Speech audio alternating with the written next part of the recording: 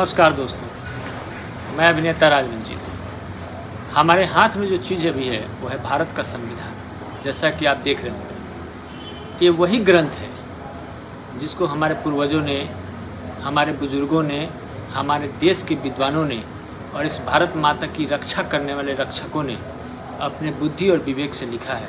और ये वही ग्रंथ है भारत का, जिस पर पूरा भारत देश चलता है।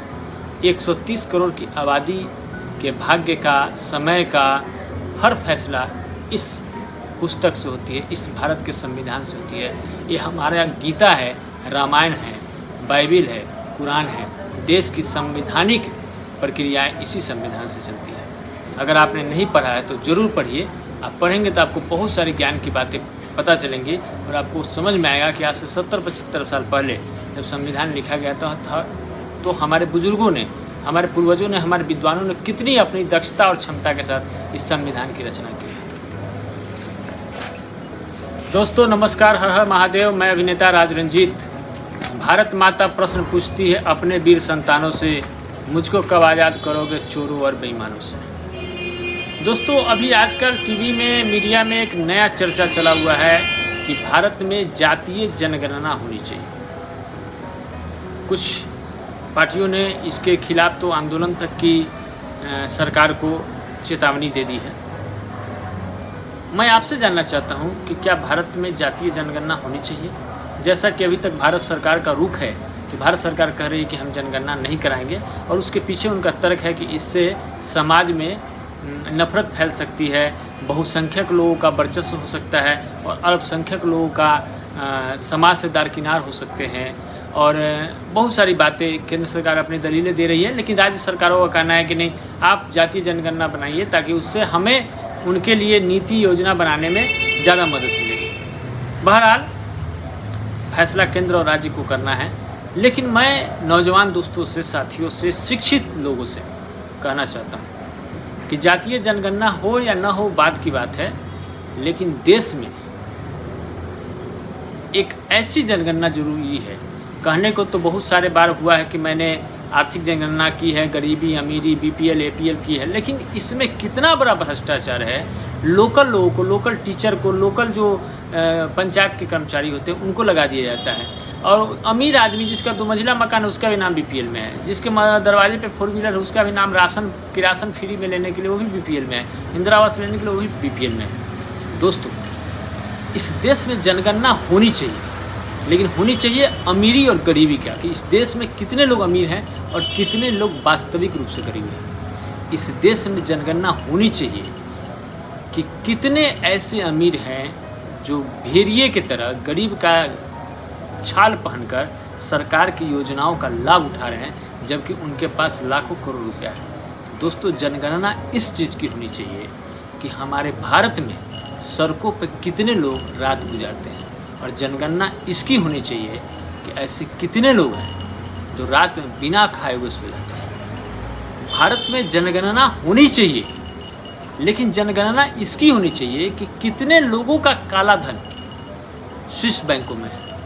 जनगणना इसकी भी होनी चाहिए कि कितने लोग ऐसे हैं जो सरकार को टैक्स नहीं दे रहे हैं, और कितने लोग ऐसे हैं जो भ्रष्टाचार को बढ़ावा दे रहे हैं। जनगणना इसकी होनी चाहिए कि ex MLA, ex minister, x MP का जब कार्यकाल खत्म हो जाता है तो 5 साल 10 साल में उसकी संपत्ति कितनी गुना वृद्धि हुई, इसकी जनगणना होनी चाहिए। दोस्तों आज जो मैं बोलने जा रहा हूँ आपको, एक मार्मिक बात बोलने जा रहा हूँ। कुछ दिन पहले की बात है, मैं एक मंत्री जी के घर पे गया था किसी की पैरवी करने के लिए। खैर मैं गया, मेरा काम हो गया। वहाँ मैं आधे घंटे रुका, अपने गाड़ी में बैठा था, मैं बहुत सारी चीज़ें एनालाइज किया।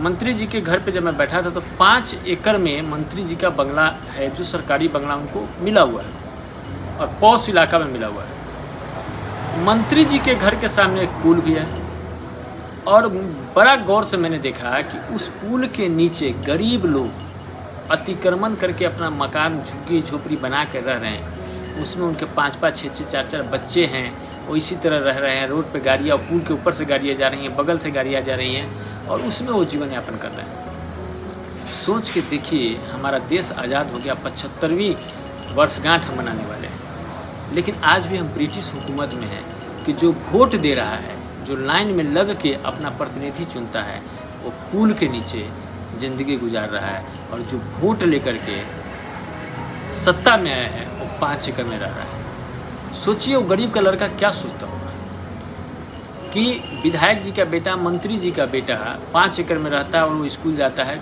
अपनी प्राइवेट गाड़ी से, और मैं अमीर नहीं हूँ, गरीब का बच्चा हूँ, तो मेरे लिए सरकारी स्कूल में भी शायद दाखिला संभव नहीं है और मैं सड़कों पे गुजर कर रहा हूँ। दोस्तों, इस देश में बदलाव की ज़रूरत है, और बदलाव तभी संभव है जब जात पात से ऊपर उठ करके बातें होने लगेंगी। दोस्तों, इस देश में अगर सबसे ज़्यादा जरूरी है किसी चीज़ का, तो वो है जनसंख्या कानून को लाना। जनसंख्या नियंत्रण कानून जब तक नहीं आएगा, भारत में विकास की बात करना बेईमानी है। लेकिन इसको भी लोग राजनीतिक चश्मे से देखते हैं, जातीय जनगणना कराना चाहते हैं, करना नहीं चाहते हैं, वो भी राजनीति के चश्मे से देख रहे हैं। आम आदमी, हम लोग मध्यम वर्गीय परिवार से हैं, मध्यम वर्गीय लोग हैं, हम लोग नौकरी करते हैं, हम लोग बिजनेस करते हैं, नौकरी करते हैं, मजदूरी करते हैं, खाना खाते हैं, घर परिवार में उलझे रहते हैं, सरकार को टैक्स देते हैं। दोस्तों, इस देश में तब तक विकास संभव नहीं है जब तक जनसंख्या नियंत्रण कानून नहीं हो। 1 नेशन 1 राशन, एक देश, एक राष्ट्र, एक झंडा, एक कानून होना चाहिए। ऐसा नहीं कि किसी कम्युनिटी का अलग कानून है, मेरा अलग कानून है, उनका अलग कानून है, ये नहीं होना चाहिए। दोस्तों, मेरा जो अपना मानना है कि इस जातीय जनगणना के कराने से समाज में सद्भाव बिगड़ेगा। समाज में मान लीजिए किसी ऐसी जाति के जिनकी संख्या कम है, और सरकार के बनाए हुए योजना से हाशिए पे चले जाएंगे। ये वोट बैंक की राजनीति पूरे भारत में हो जाएगी। जिस जाति की आबादी ज़्यादा होगी, जिसकी जितनी हिस्सेदारी उसकी उतनी भागीदारी, ये नारा लगने लगेगा, और पता चलेगा कि सरकार की सारी योजना वोट बैंक में लिपट के रह गई है। आम आदमी को उसका लाभ नहीं मिल पाएगा। इसलिए अगर मेरे वीडियो से आप सहमत हैं और आपको लगता है कि मैंने जो बातें बोली है वो अच्छी बातें बोली है, तो आप ज़रूर हमारे चैनल को सब्सक्राइब करिएगा, लाइक करिएगा।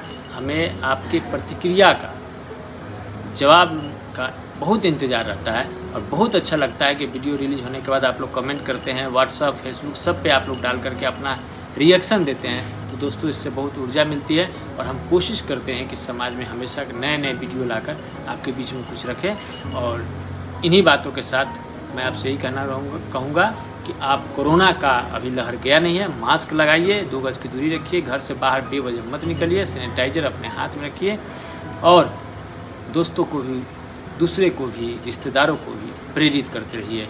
जय हिंद, जय भारत। मैं अभिनेता राज रंजीत, नमस्कार।